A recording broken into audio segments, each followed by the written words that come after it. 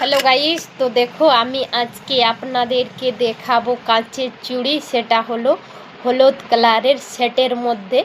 তো দেখো এটাই আমি আজকে আপনাদেরকে দেখাবো। দেখো এ বক্সের মধ্যে আছে কাচের চুড়ি, সাইজ হলো 2/4, এর রং হলো হলুদ কালারের।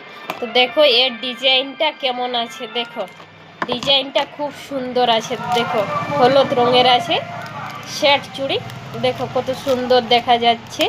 সাদা মতি আছে, দেখো 6টা করে ভাগ করা আছে, মোট আছে 12টা। তো আজকে এই পর্যন্ত।